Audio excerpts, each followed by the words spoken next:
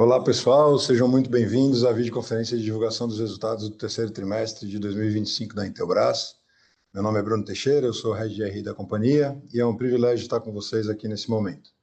Aqui do meu lado está o senhor Henrique Fernandes, o nosso CEO, para darmos início à nossa apresentação de resultados. Informamos que essa videoconferência está sendo gravada e será disponibilizada no site de RI da companhia, onde já se encontra disponível a respectiva apresentação. É possível já nesse momento fazer o download da apresentação e ao final da conferência a visualização do vídeo. For those who need simultaneous translation, please choose the language by clicking in the icon interpretation below. Para a sessão de perguntas e respostas, a gente orienta que as suas perguntas sejam enviadas via o ícone de Q&A no botão inferior de suas telas. Por gentileza, escreva o nome, a empresa e o idioma em que deseja fazer as perguntas e a gente vai respondê-las de ordem de chegada. Ao ser chamado, uma solicitação para ativar seu microfone aparecerá na tela. Ressaltamos que as informações contidas nessa apresentação e eventuais declarações que possam ser feitas durante a videoconferência, relativas às perspectivas de negócios, projeções, metas operacionais e financeiras da companhia, se constituem em crenças e premissas da administração da companhia, bem como informações atualmente disponíveis. Considerações futuras não são garantias de desempenho. Elas envolvem riscos, incertezas e premissas, pois se referem a eventos futuros e, portanto, dependem de circunstâncias que podem ou não acontecer. Investidores devem compreender que condições econômicas em gerais, condições de mercado e outros fatores operacionais podem afetar o desempenho futuro da Intelbras e conduzir a resultados que diferem materialmente daqueles expressos em tais considerações futuras. Como de costume, concluindo essa primeira etapa, eu vou dar início à apresentação e, na sequência, eu passo a palavra ao Henrique. Aviso legal. E hoje vamos passar, então, pelos principais destaques financeiros, começando a apresentação aqui. A gente vê a receita caindo no ano contra ano e no tri contra tri, bastante em linha com o que a gente vinha comentando sobre uma perspectiva de priorizar rentabilidades e retorno sobre o capital. O EBITDA acompanha um pouco a queda de receita, muito em função de uma desalavancagem operacional, mas a gente vê uma evolução importante na margem, e o lucro líquido, por sua vez, um crescimento bastante relevante, chegando a quase 150 milhões no trimestre, 14% superior ao terceiro tri do ano passado, que reflete, de fato, uma operação completa. A gente precisa lembrar que parte da receita financeira que está ali constando no resultado do lucro líquido também afeta a receita operacional líquida em função do AVP. A gente vai tratar um pouco desse tema no decorrer da apresentação. E depois de um tempo, a gente acompanhando o nosso ROIC caindo, nesse trimestre a gente vê o ROIC voltando a subir, quase 100 bips, aqui 90 bips, numa trajetória que a gente espera que tenha continuidade para o futuro. Geralmente a gente só traz os primeiros dados, mas nesse primeiro tri, nesse terceiro tri, eu achei importante trazer as margens, porque de fato refletem e evidenciam as decisões que a gente vem tomando, né? Então a gente cresceu margem bruta, tanto na relação trimestre a trimestre, quanto na ano contra ano, chegando a 30,9 de margem bruta consolidada, uma margem EBITDA de 12,8, bem em linha com o nosso histórico, né? Bem próximo do ponto central de 13, que a gente está habituado a ver nos trimestres passados, e uma crescente aí de 70 bips contra o mesmo período do ano anterior, e uma evolução boa a respeito do que a gente entrega no segundo trimestre, e uma margem líquida de 13,2, inclusive acima do que a gente está habituado a ver. Então, as margens, de fato, nos ajudam a entender que o caminho que a gente está percorrendo está correto e a gente vai seguir a companhia nessa direção.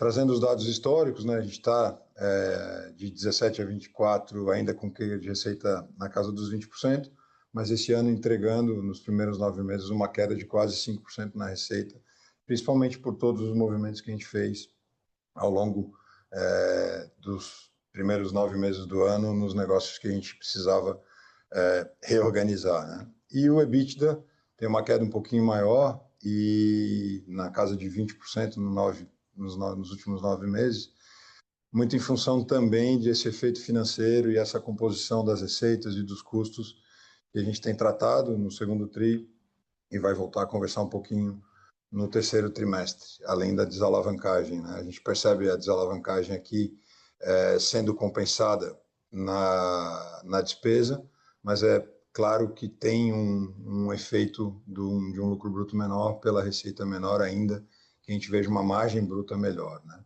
Então, a gente sai de um EBITDA de 150 milhões para 144, mas evolui na margem de forma importante.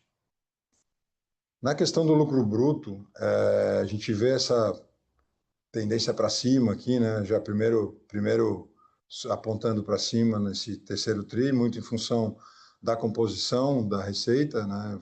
Puxada por segurança, que tem uma margem melhor, mas de fato os outros negócios também contribuindo para uma margem bruta mais estruturalmente melhor, né? E um efeito que a gente não pode esquecer de ver aqui é justamente a questão do efeito do AVP, que a gente tinha trazido já no segundo tri, e repete essa informação agora no terceiro tri, porque, de fato, a gente viu um efeito de mesma magnitude também no terceiro tri. Então, só lembrando, é uma variável financeira que faz parte do resultado operacional e é base do CPC 12, então toda a companhia que trabalha receitas com prazo ou compras com prazo acaba precisando reportar esses ajustes a valor presente, e a gente traz essa margem bruta ex-AVP somente como uma referência, né? A nossa margem bruta sempre vai ser composta pelo efeito do AVP, e é essa margem bruta que a gente traz aqui, mas é importante a gente ver o efeito, dado que esse efeito tem sido um pouco superior ao que historicamente a gente vê. Então, essa é a tabela que a gente compartilhou no trimestre passado, e a gente traz os dados do terceiro TRI, levando aos mesmos 90 bips de impacto na margem bruta, que a gente tinha visto no terceiro TRI, também no segundo TRI, também no terceiro TRI. Então, é um impacto equivalente, e basicamente a gente veio ao longo do trimestre trazendo novos embarques, voltando a financiar o estoque. Acho que vocês já devem ter percebido a evolução do contas a pagar. Então, tem uma relação de, ao longo do trimestre, ir construindo esse estoque mais financiado. Portanto, esse efeito ainda não foi relevante a ponto de fazer esses 90 bips de impacto se reduzirem, né? À medida que a gente veja a Selic caindo e o estoque se financiando, a gente deve ver esse efeito reduzindo e vamos acompanhar de perto essa situação.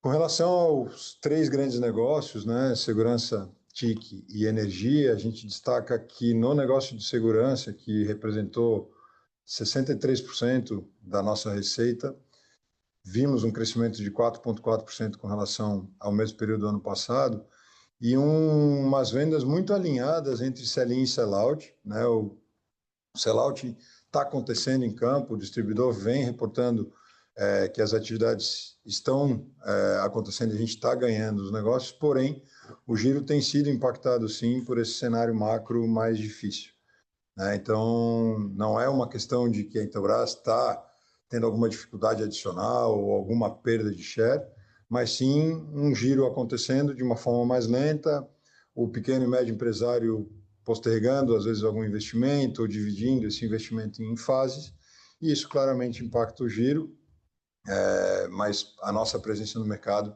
continua muito forte e muito relevante em segurança, como sempre foi.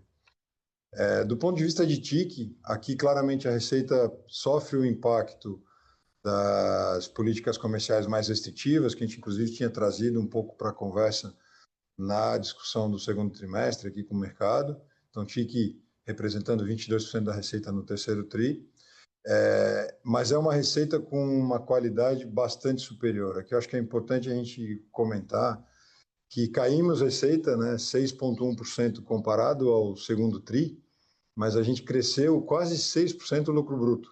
Então, olha como é importante a qualidade da venda, a decisão correta da política comercial, porque no fim das contas o que importa da receita é contribuir, né, para a gente ter o resultado, e essa receita de TIC no terceiro TRI contribuiu mais do que tinha contribuído, ainda que maior, no segundo trimestre, tá? É importante a gente destacar também que os demais negócios de TIC, todo o trabalho, principalmente que a gente vem fazendo com redes empresariais, a parte de cabeamento estruturado, vem evoluindo muito bem. São negócios que têm um cross-sell muito forte com as soluções de segurança IP, por exemplo, o canal de distribuição vende muito bem, e são linhas de produto, famílias de produto que a gente continua investindo e continua vendo um desenvolvimento positivo dos negócios para frente.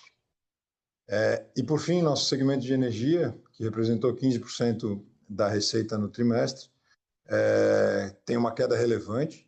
Basicamente, a gente está falando aqui do que a gente já tinha comentado no primeiro e no segundo trimestres, de uma redução relevante na receita originada em grandes projetos, e aí tanto de mini-usinas quanto de geradores off-grid para o Mais Luz para a Amazônia, mas também um ponto de dificuldade de venda de geradores on-grid, geradores de telhado, que são o foco da nossa operação de solar.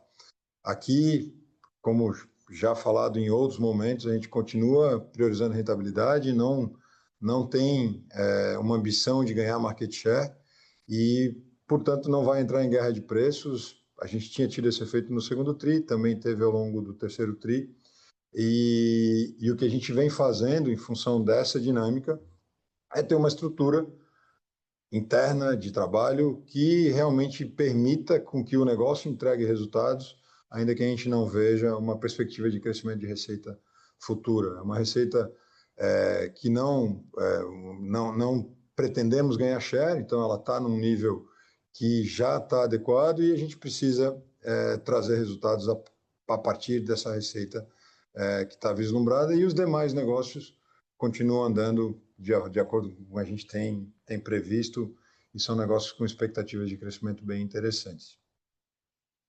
Quando a gente olha para a evolução do fluxo de caixa, aqui eu acho que é importante destacar, né, porque fazer uma geração de caixa operacional de 480 milhões para uma empresa do nosso porte, né, do nosso tamanho, é uma geração de caixa bastante relevante. A gente sai de um caixa em 30 de junho de pouco mais de 800 milhões para um caixa de acima de 1 bi 200, então é um caixa 50% superior ao que a gente tinha entregue, o que a gente tinha visto no início do trimestre, muito em função dessa acomodação dos estoques e do seu financiamento. Era uma expectativa que a gente tinha para ir acontecendo ao longo do semestre. A gente viu um primeiro passo bem grande acontecendo no terceiro TRI. Os investimentos continuam de acordo com as perspectivas que a gente vem compartilhando com o mercado, né? E da parte de financiamentos, distribuímos quase 70 milhões em dividendos em 15 de agosto. Então, o saldo desse trimestre é bastante positivo e a gente traz o caixa de novo para o patamar de caixa líquido, né? Trazendo só os dados um pouquinho mais abertos com relação ao CAPEX, a gente segue numa perspectiva de CAPEX de expansão de fato mais reduzido, o CAPEX de manutenção seguindo o nosso histórico. E antes de passar a palavra para o Henrique, eu gostaria de trazer só algumas perspectivas que eu acho que são bem relevantes. A gente vem tomando decisões e ajustando as estratégias ao longo desses últimos trimestres. Alguns ajustes e algumas definições vão acontecendo ainda com prazo, né? Então, a gente tem a perspectiva de que no primeiro TRI a gente vai estar com a empresa organizada e tudo concluído, né? A nossa visão de 2026 continua sendo uma visão bastante construtiva do ponto de vista de evolução de lucro e evolução de ROIC. Então, eu sei que tem algumas análises, algumas preocupações com relação à evolução da receita, e o principal ponto aqui é que a gente continua visualizando, sim, uma evolução boa de ROIC e de lucro, e isso vem muito em função da nossa forma de atuar no mercado, onde a gente já está presente, onde a gente já tem uma posição relevante, mas também de todos os investimentos que a gente faz em inovações, em novos portfólios, em novos negócios, que continuam sendo feitos, mas feitos com bastante disciplina e com uma cadência que nos permita ver essa evolução constante e contínua, sem grandes saltos, sem grandes mágicas, né? Mas de uma forma bastante estruturada, para que a gente veja a companhia sustentavelmente crescendo pelos próximos períodos. Henrique, o que eu tinha para apresentar ao mercado era isso. Eu te passo a palavra, então, fica à vontade. Tá bom. Obrigado, Bruno. Bom dia a todos, né? É um prazer estar aqui com vocês mais uma vez para a gente dar continuidade na conversa que a gente tem mantido trimestre a trimestre, sempre com muita transparência, coerência, um olhar de muito longo prazo, né? Sobre a Intelbras. Quando a gente olha para trás e revisita o que dissemos lá no primeiro e no segundo trimestre, a gente percebe aí um fio condutor muito claro, né? No primeiro trimestre, a gente falou sobre o desafio da transição, da implantação do novo ERP e da importância da gente colocar a casa em ordem, né? No segundo trimestre, a gente reforçou a mensagem de disciplina, de foco no ROIC e de priorização da rentabilidade frente ao crescimento, né? E agora, no terceiro TRI, a gente apresenta os primeiros resultados concretos, né, dessa revisão estratégica que a gente está fazendo. Então, o terceiro trimestre ele foi um período de muito foco, execução e muita disciplina. A receita caiu, né? Caiu 9,6%. É reflexo das decisões conscientes que a gente tomou de priorizar rentabilidade sobre o volume, né? Mas o resultado dessa escolha, ela aparece mesmo lá nos fundamentos, né? Margem bruta de 30,9%, a melhor dos últimos períodos. Margem EBITDA de 12,8%, subindo mesmo com menor receita. O lucro líquido de praticamente 148 milhões de reais, 14% acima do mesmo trimestre do ano passado. E o ROIC voltando a crescer para 14,9, né? Além disso, pessoal, geramos 480 milhões de caixa operacional, recorde recente aí, né? Mostra que o plano está funcionando e que a gente tem hoje uma companhia mais leve, eficiente e financeiramente sólida, né? Esses resultados, de fato, eles são o fruto, né, de um trabalho contínuo de melhoria estrutural, né? A gente reduziu despesa, simplificamos processos e estamos implantando uma gestão de capital mais racional.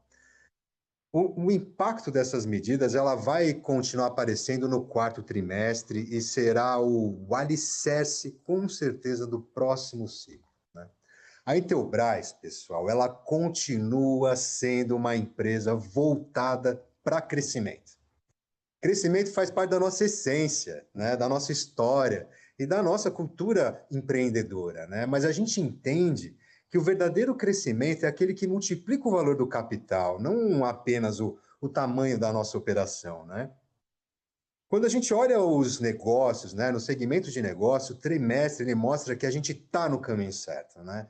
Em segurança, a gente segue firme, a gente cresceu mais de 4% no trimestre, mesmo um ambiente de consumo mais retraído. Essa taxa ela está refletindo a realidade do mercado lá fora, pessoal. Não tem uma perda de espaço. Os nossos dados de importação e produção nacional, ele continuam mostrando que não houve perda de market share, tá? Isso é muito importante para a gente, tá? Não houve perda de market share, tá? O que vimos foi um mercado mais lento, né? Mas com a Intelbras cada vez mais próxima dos seus canais e de seus clientes, resgatando isso, né? A gente segue com uma proposta de valor reconhecida, com marca forte, atendimento técnico e presença em mais de 98% dos municípios brasileiros. Em TIC, a gente tomou decisões de fato corajosas, né? E os resultados mostram que foram as decisões certas, né? No Q2, a gente já falou, conforme o Bruno avisou aqui, né? E reforçou que a gente já estava revisando a política comercial e priorizando rentabilidade. E o resultado veio. Receita menor, margem maior e lucro bruto 5,8% acima do trimestre passado, né? Então a gente vendeu menos, mas vendemos melhor. Isso é muito importante. Inclusive, eu estava falando com a minha equipe comercial hoje de manhã. Essa decisão ela é de feta de longo prazo, né? Mas ela está mostrando maturidade e preserva a qualidade dos canais e do capital. A gente segue investindo sim em novos mercados dentro de TIC, como por exemplo redes empresariais, né? onde o crescimento é mais gradual, é tijolo a tijolo, é um passo de cada vez, mas de qualidade superior, que uma vez que você conquista essa colina, é muito difícil de você perder. Em energia, lá o movimento ele foi muito semelhante, né? Então, menos volume e mais foco. E a queda de receita, ela decorre de duas decisões conscientes, tá? Primeiro, sair de grandes projetos que consumiam capital e traziam baixo retorno. E segundo, enfrentar a pressão de preço do mercado de solar sem entrar em guerra de preço, pessoal.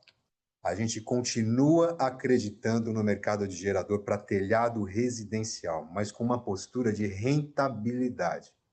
O mercado de solar agora ele está mais estável em volume e a gente escolheu operar com prudência, né? Mantendo a estrutura leve e margem saudável, uma estrutura adequada para o tamanho que a gente espera de companhia, né? Aí nos demais negócios de energia, como por exemplo no breaks, baterias, carregadores veiculares, ainda tem espaço para crescer, né? E a gente está avançando, passo a passo, avançando cada vez mais, né? Porque essas linhas, elas são muito importantes, porque elas equilibram o portfólio e mantêm a unidade de energia relevante e rentável. A Intelbras aí ela encerrou o trimestre, né, com 1,2 bilhão em caixa e voltou a operar com caixa líquido, né? O nosso capital de giro melhorou, o estoque está se ajustando e o CAPEX, igual o Bruno falou aqui, ele segue em linha com o planejado. Então, o caixa ele foi gerado principalmente pela melhora no giro de estoque e pela retomada de embarque dentro de níveis próximos ao normal. Quanto à distribuição de dividendos, né, já endereçando esse tema aqui para vocês, o nosso conselho de administração ele avalia constantemente o cenário e pode sim considerar uma eventual distribuição, sempre com foco em gerar valor ao acionista e, claro, pessoal, preservar a sustentabilidade financeira da companhia, né? O importante para vocês é que temos caixa, temos liquidez e temos governança, tá? Três elementos que reforçam a confiança do investidor e nos permitem olhar, né, o futuro com bastante serenidade, né? O ROIC hoje em 14,5%, né? Ele, pessoal, voltou a crescer. E a tendência aqui é de continuidade nessa trajetória.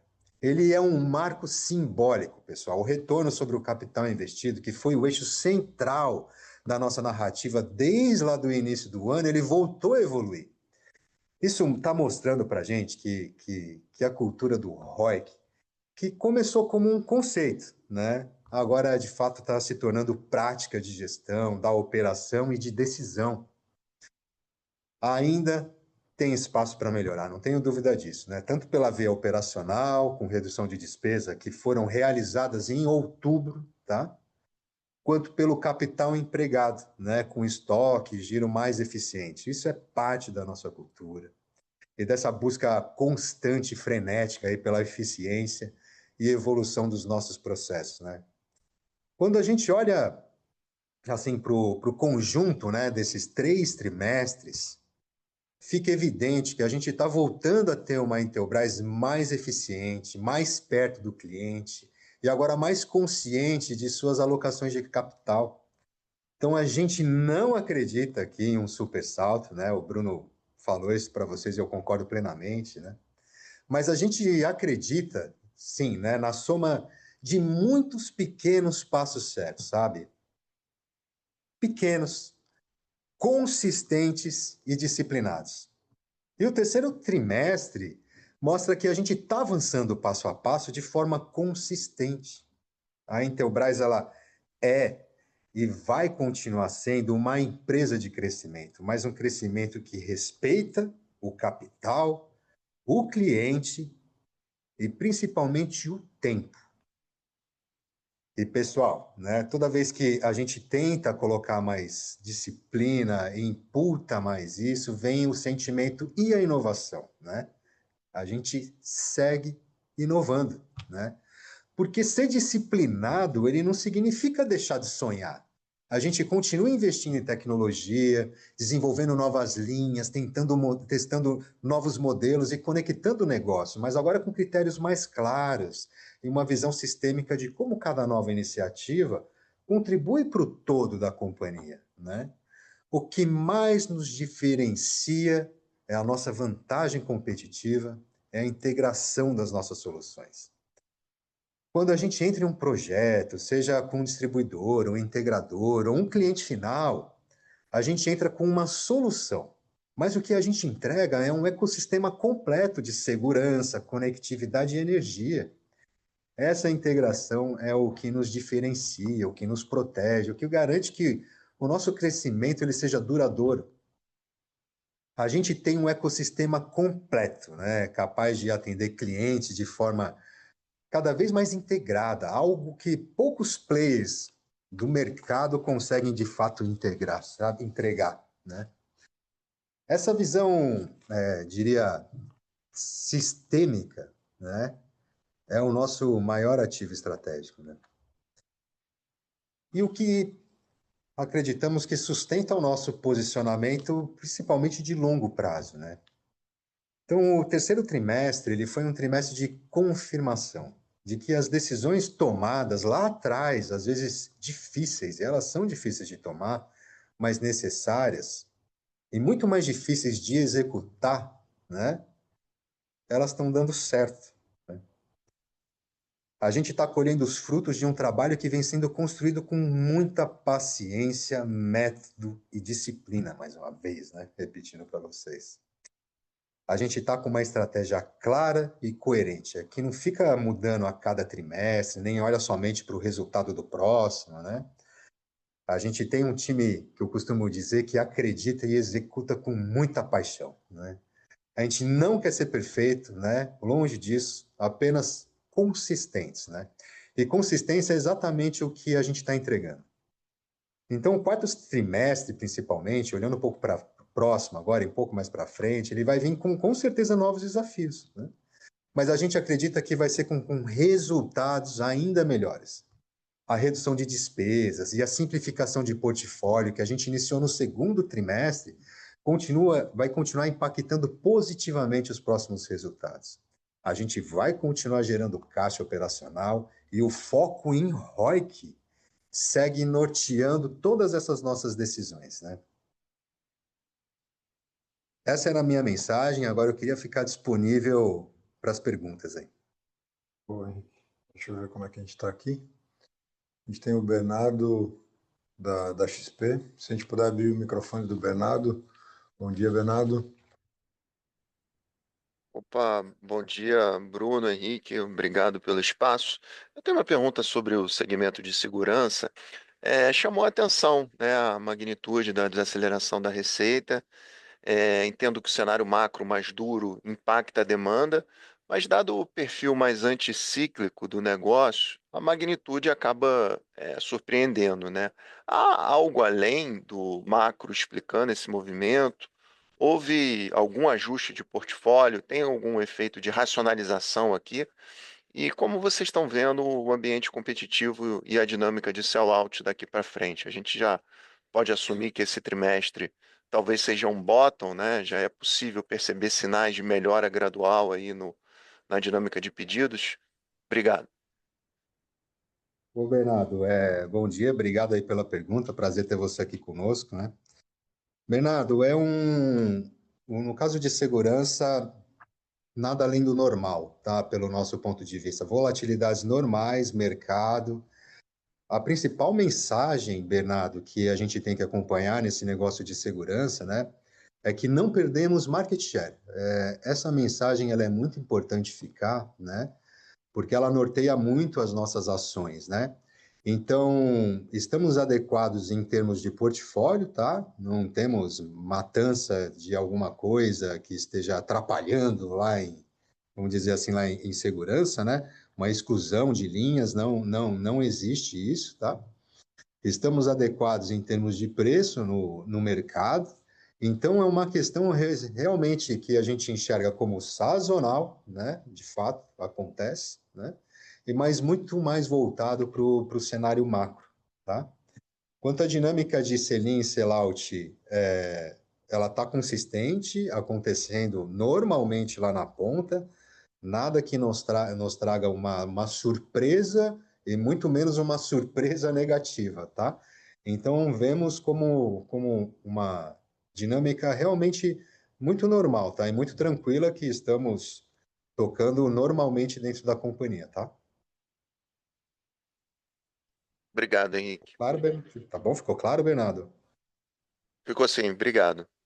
Tá bom, de nada. Boa, obrigado, Henrique. Vamos passar a palavra então para o Gustavo, do UBS, por gentileza.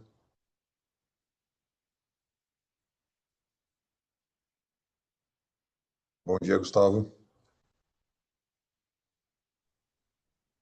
Bom dia, pessoal.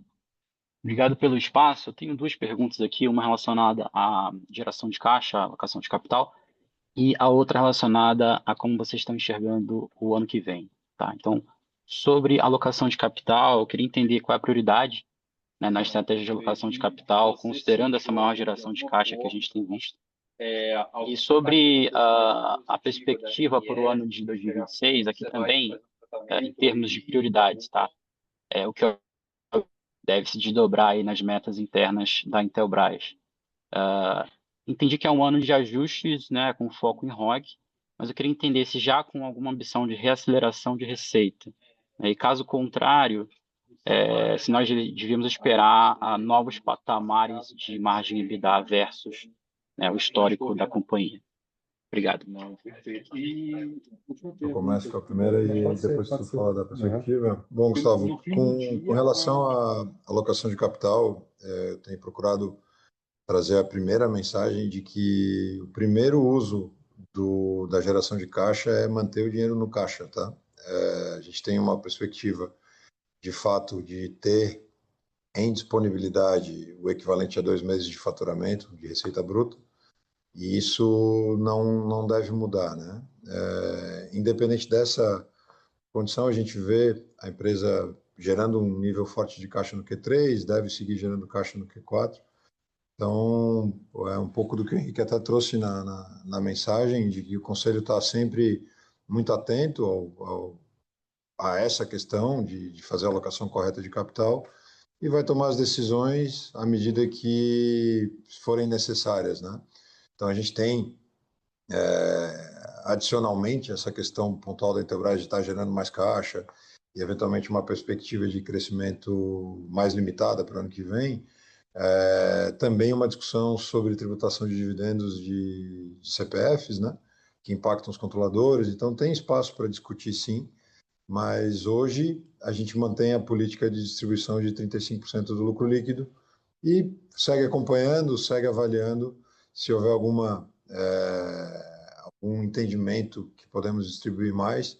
A gente tem reservas suficientes, né? As nossas reservas estão disponíveis, podem ser acompanhadas lá no nosso patrimônio líquido, é uma reserva prevista em estatuto, na qual o Conselho tem a capacidade de definir e deliberar sobre sua aplicação, sobre seu uso, então não tem nenhuma restrição do ponto de vista de reservas, o caixa está aí, mas ainda é uma discussão que está em andamento no Conselho, tá?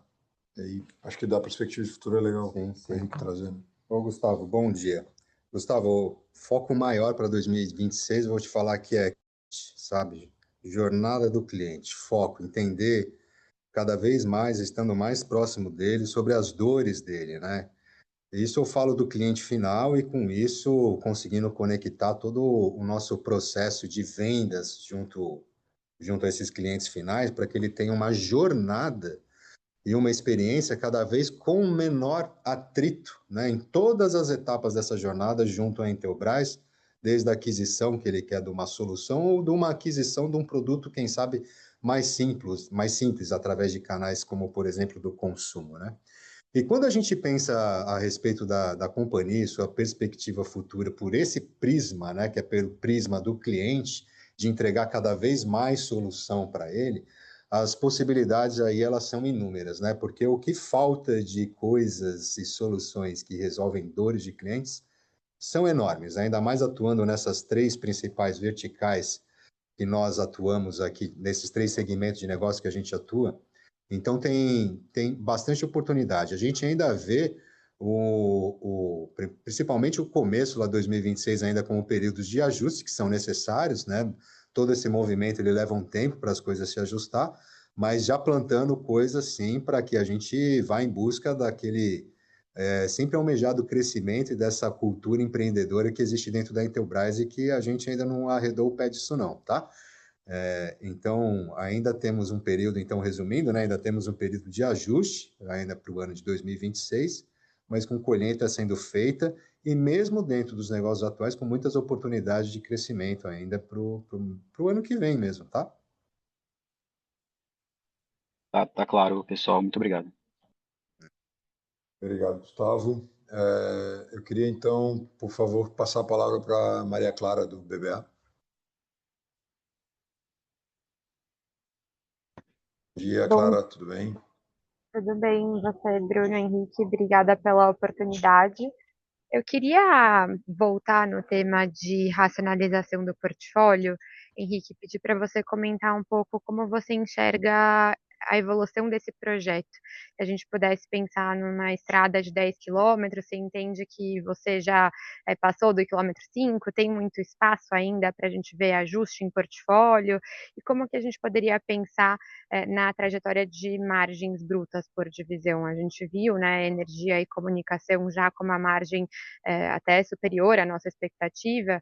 Existe espaço para mais ganhos olhando para frente, vindo de uma continuidade dessa agenda? Obrigada. Nada. Obrigado, Maria Clara. Maria Clara, sobre essa maratona aí que você falou, de fato ela é uma maratona, né? Então você começa treinando um pouco, né? Mas você nunca corre ela antes de fato da maratona, né? Então, esse foi um processo que já se iniciou, que foi iniciado no começo desse ano, né? Ainda temos bastante coisa por fazer, né? Uma revisão de todos os SKUs de dentro da companhia, né? Aí já foram revisados mais de 300 SKUs, né? Então, essa análise, ela continua, né? Até esse período de ajuste que eu acabei de comentar lá para o Gustavo, no primeiro semestre de 2026. Então, vou te dizer que dentro dessa jornada, né, a gente está, vamos dizer assim, quase que no meio dela. Um pouquinho mais para frente do meio, um pouquinho mais para frente do meio, tá? Mas que ainda tem muita coisa por fazer, né? O principal é que a gente já colocou dentro da companhia os processos que nos ajudam a melhorar o entendimento a respeito disso, né? Estamos adquirindo cada vez mais a cultura para que a gente seja cada vez mais assertivo, né? Nesses nossos SKUs. Mas mesmo assim, né, pessoal, quando a gente fala dessa simplificação de portfólio, a busca pelo ROIC, né? A gente entende que nem tudo começa com um ROIC muito bom, né? A gente entende que nem tudo começa dando lucro, né? Para ser grande um dia, tudo foi pequeno, né? Normalmente.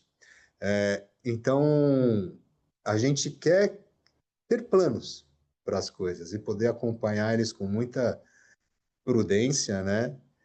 Para que a gente consiga ajudar e melhorar e ajustar o caminho, né, da maneira mais rápida possível para poder fazer com que os negócios cresçam, né? Quanto às margens, né, Maria Clara, a expectativa nossa com certeza é sempre de melhorar, né? As nossas, vamos dizer assim, em termos de margem bruta, né? Não estou falando do EBITDA, em termos de margem bruta, é sempre a nossa vontade. Mas só que a gente não pode esquecer que do outro lado existe o mercado, né? Então, a gente tem que saber surfar na melhor relação entre esse negócio de volume e preço, né? E com um outro olhar muito atento também para onde são os pontos onde eu consigo ganhar cada vez mais eficiência, produtividade, que possam fazer com que os meus custos reduzam, para que a gente consiga entregar cada vez lucros melhores, né? Então, ele é sempre um balanço disso, tá, Maria Clara? Tá ótimo, super obrigada pelas respostas. Nada. Obrigado, Clara. Bom, Vamos passar então para o Vitor, do Goldman Sachs, por gentileza. Vitor Tomita. Bom dia, Vitor. Bom dia, pessoal, e obrigado por pegar as nossas perguntas. Tem duas do nosso lado. A primeira é do lado de energia. Nesse contexto de redução de grandes projetos, queria perguntar, dado que a gente tem esses trends bem diferentes em diferentes linhas de produtos dentro de energia, se vocês poderiam compartilhar um pouco mais sobre como está esse mix da receita remanescente de energia agora. Quantos por cento nesse trimestre que ainda tem de receita são grandes projetos de solar, quantos são outros produtos de solar, quantos são no solar, ainda que aproximado para a gente ter uma ideia de quanto que ainda tem em risco de grandes projetos. E segundo ponto, sobre AVP e fornecedores, estoques, como vocês comentaram, nesse trimestre a gente teve um aumento de dias de estoques, além do alvo de dias de estoques que vocês estavam mirando no passado, um aumento de dias de fornecedores também recuperando, mas ainda com o efeito do AVP na despesa financeira abaixo do segundo trimestre.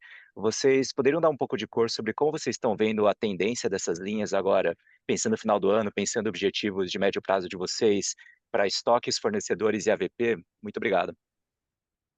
Eu vou responder as duas aqui, Vitor, aí se tu quiser fazer algum complemento, tá, Henrique, fica à vontade.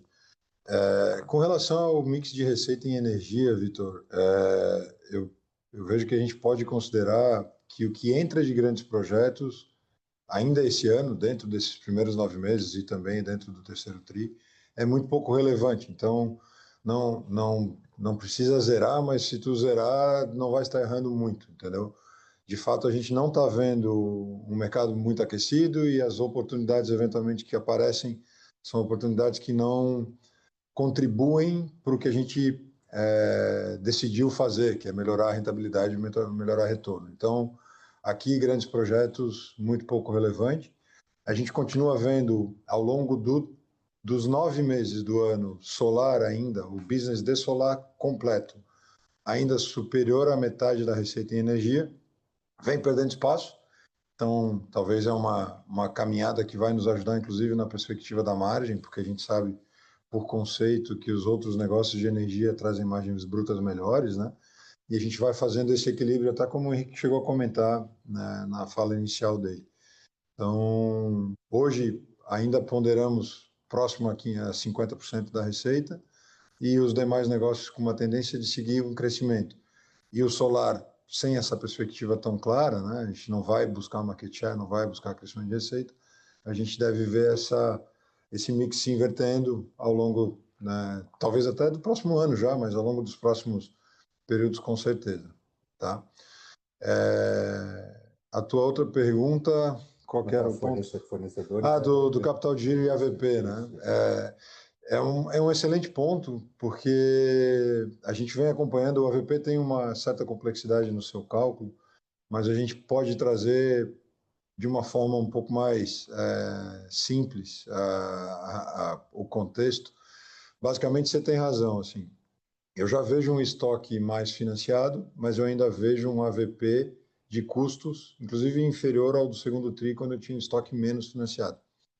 Basicamente, o que a gente tem nesse movimento de redução de custo originado pelo AVP é que primeiro eu componho esse estoque para depois, à medida que eu for vendendo, eu vá reconhecendo esse estoque mais barato em custo, porque ele tem uma parcela financiada, nas vendas.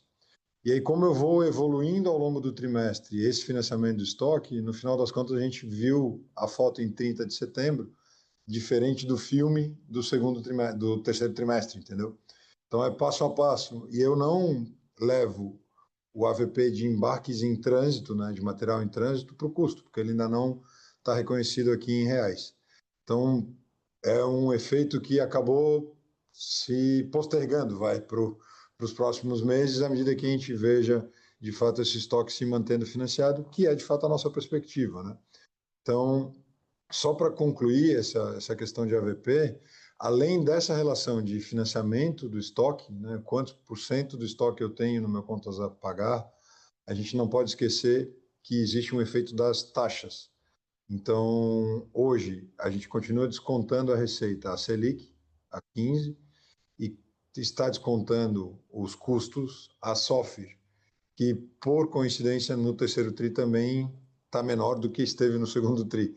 Então, esse é um efeito também negativo ali, e é de macroeconomia. Quando a gente fala da macro, a macro também impacta nesse tipo de situação. Mas, em geral, o que a gente percebe é, claramente, a condição de taxa se mantendo estável, o estoque voltando a estar financiado, a gente deveria ver uma pressão menor desse custo, né, acontecendo. Então, voltando a ter um desconto maior no custo no reconhecimento da receita, tá? Como eu te falei no início, assim, é um tema complexo, eu espero ter conseguido te ajudar aqui a entender, mas eu fico à disposição também para aprofundar se for o caso, ou se você quiser algum outro ponto, também estou à disposição aqui. Perfeito. Só um follow-up rápido, se possível. Dito isso, do lado de fornecedores em si, como que vocês veem a evolução de dia dos fornecedores? Porque eu lembro que vocês citaram no call de resultados passado um alvo de 140, 150 dias, um pouco mais próximo do histórico. Esse TRI subiu um pouco, ainda tem um objetivo de redução?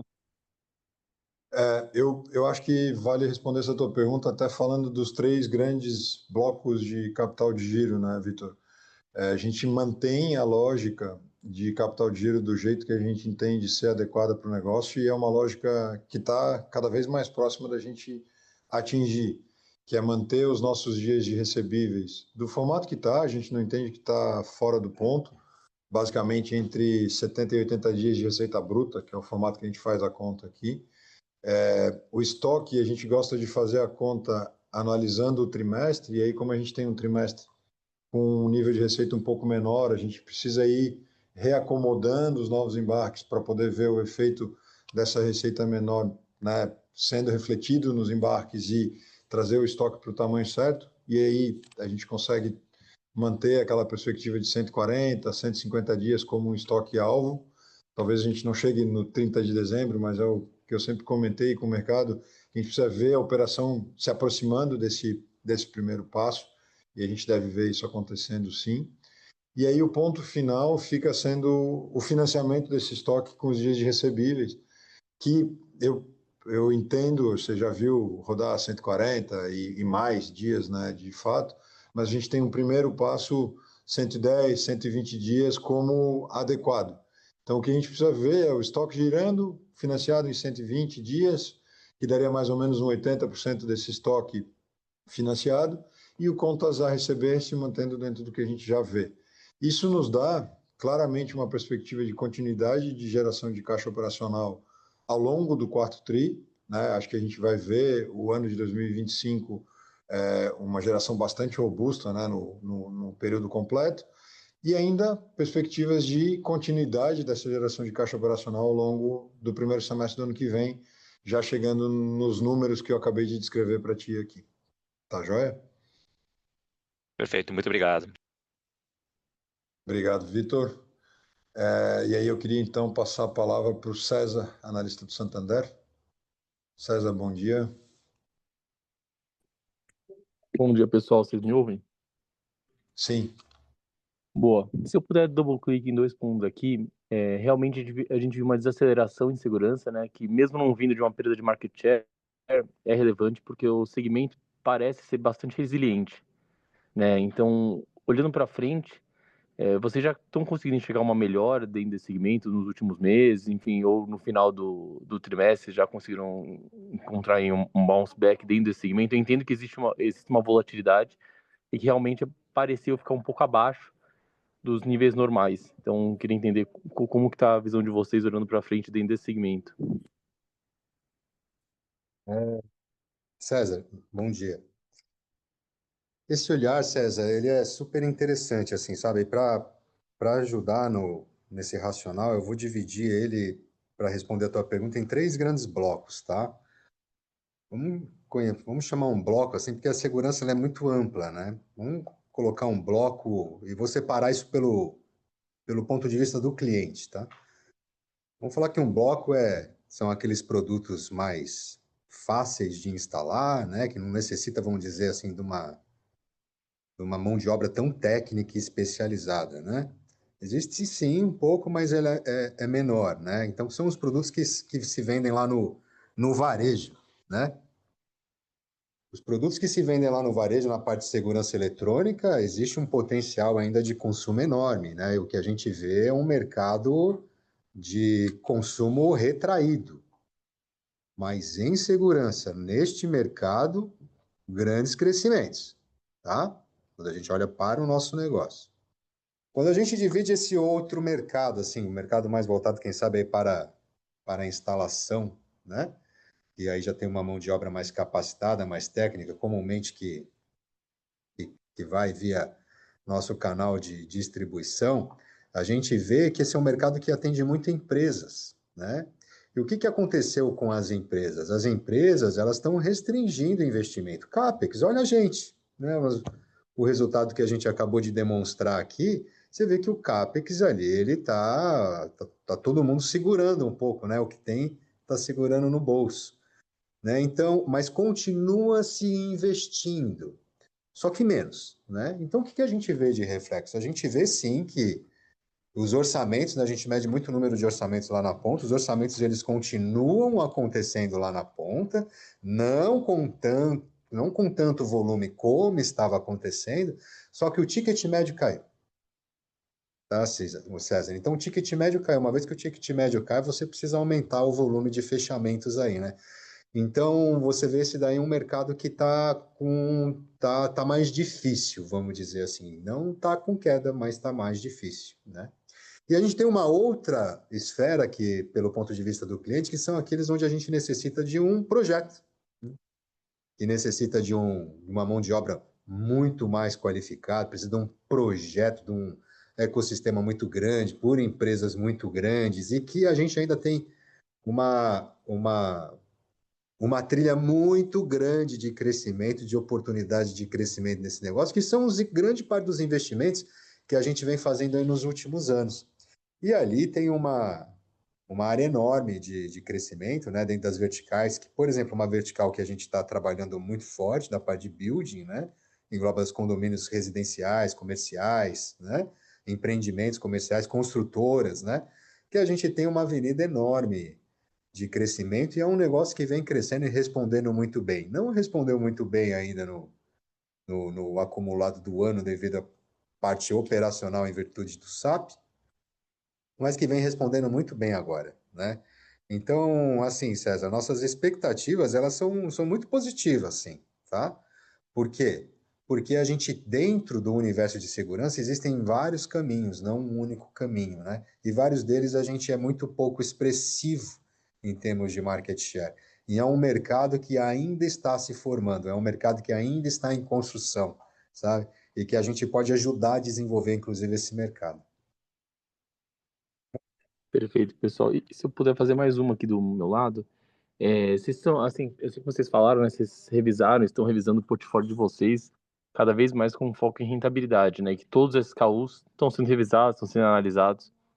Vocês acham que existe alguma possibilidade de a gente ver algum SKU que hoje em dia tem uma representatividade grande da receita, potencialmente sendo descontinuado? É alguma coisa que vocês pensam?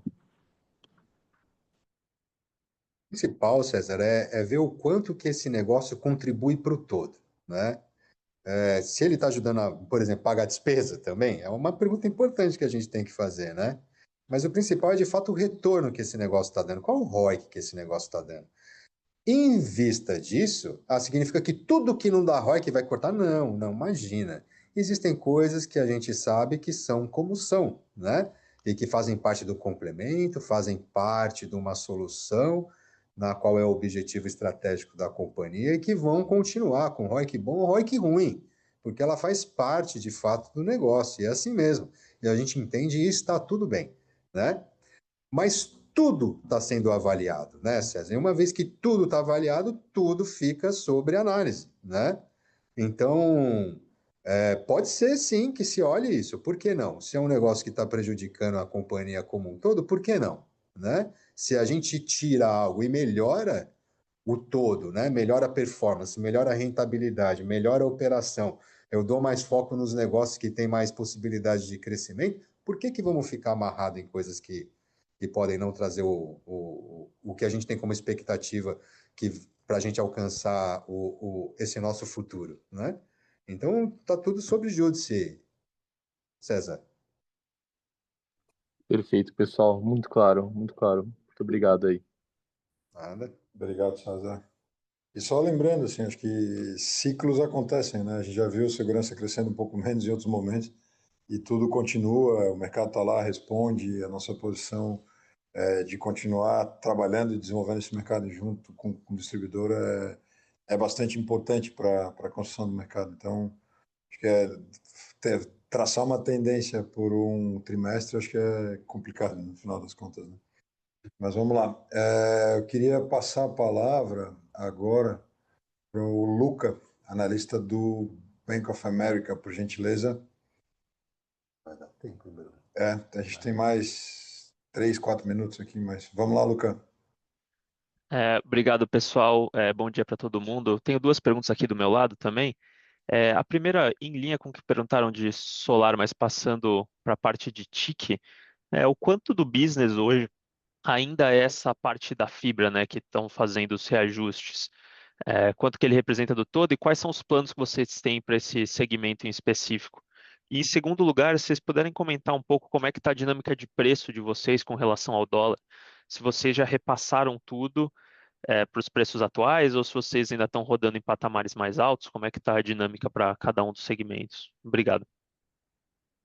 Tá. Eu vou responder a primeira parte, se quiser, na segunda. Luca, assim, o que a gente tem compartilhado com o mercado é que a parte de GPON representa mais ou menos 30% da receita de TIC e foi, de fato, a principal variável no crescimento da receita no ano passado, né? Então, contribuiu bastante para aquele crescimento de TIC que a gente viu em 2024, comparado a 2023, e é o grande ofensor, né, agora, a essa queda de receita que a gente está vendo tanto no ano contra ano quanto tri contra tri. Mas pode considerar que no acumulado dos 9 meses a gente ainda está vendo mais ou menos na mesma proporção dos 30%. Tá? Como o Henrique falou, a gente está discutindo isso para frente, né? E precisamos avaliar, acho que já temos uma primeira foto do terceiro trimestre, a gente continua avançando nas discussões e na política comercial no mercado e estamos acompanhando o negócio como um todo, de que maneira essa linha de produtos contribui para a oferta, contribui para a geração de valor e, por consequência, vai contribuir para a rentabilidade e para retorno, né? Acho que esses são os pontos que a gente consegue compartilhar aqui da parte de fibra. E aí dos preços, acho que se você quiser comentar. Os preços, Luca, né? A gente segue muito uma dinâmica de mercado, é claro, né? Algumas coisas a gente endereça, então, de forma proativa, outras coisas de forma mais, quem sabe, reativa, dependendo do posicionamento que a gente se encontra, né? Em relação à participação de mercado. Repassamos algumas coisas, sim, né? Desde essa queda, coisas foram repassadas, outras não, né? Dentro de um universo, né, da companhia com mais de 2.000 SKUs, né? Existem variações dentro disso, né, Luca? Então, coisas sim, coisas não, onde tem coisas onde a elasticidade suporta, não, onde a coisa está mais acirrada, a competição, aí sim, né? Outras até um pouco a mais do que o dólar, e essa é a nossa dinâmica e rotina diária, sabe? Todo mês existe essa discussão, tá? Eu acho que uma informação que é legal de compartilhar é que não tem uma decisão de cortar preço para tudo, né? Não. É pontual, é análise do portfólio, da situação, cada item, eventualmente, se requer algum ajuste, vai ser feito, se não requer, a gente mantém o preço e A vai. diferença é quando sobe, né? Quando sobe, aí a gente tem uma Daí a rotina gente- importante. Bom, a gente está chegando perto do limite da conferência, mas eu estou vendo aqui que a gente tem algumas perguntas feitas por escrito, que eu não vou conseguir passar por elas, então eu me comprometo aqui a responder a cada um de vocês que mandou a pesquisa, a pergunta por mensagem. E tem o Daniel Federle do BBI, que assim, vamos, consegue fazer a pergunta rapidinho, a gente responde rapidinho aqui, só para a gente não extrapolar a hora. A gente consegue. Vai lá, Daniel, bom dia. Perfeito, obrigado, pessoal. Vou tentar ser muito rápido aqui. Acho que o grande ponto aqui é entender aonde vocês querem chegar. a empresa até 3Q24, né, antes de migração de RP, de FX, era uma empresa de 13% de margem EBITDA e ROIC de 21, 22. Eu quero entender se essas iniciativas todas atuais é para tentar voltar ao que a empresa era antes ou é para ser melhor do que era antes? Obrigado. De forma bem prática, assim como a tua pergunta, é para a gente ser melhor do que era antes. Obrigado. E tem oportunidade, né? E tem por onde. Esse é o ponto. Pessoal, como eu comentei, a gente tem algumas perguntas aqui, não é só duas, um par, a gente não vai conseguir passar por elas, mas aqui no RI a gente se compromete a revisar todas. Eu agradeço a presença de todos, queria só passar a palavra para o Henrique fazer o encerramento da nossa conferência de resultados do terceiro trimestre. Eu queria agradecer, eu quero agradecer todo o time da Intelbras, né? Que teve uma entrega muito responsável e com muita disciplina e com muito trabalho duro nesse quarter aqui, nesse terceiro quarter, né?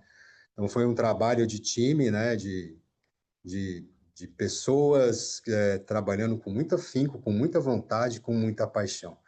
E é isso aí o que vai nos levar para frente, vocês podem ter certeza disso.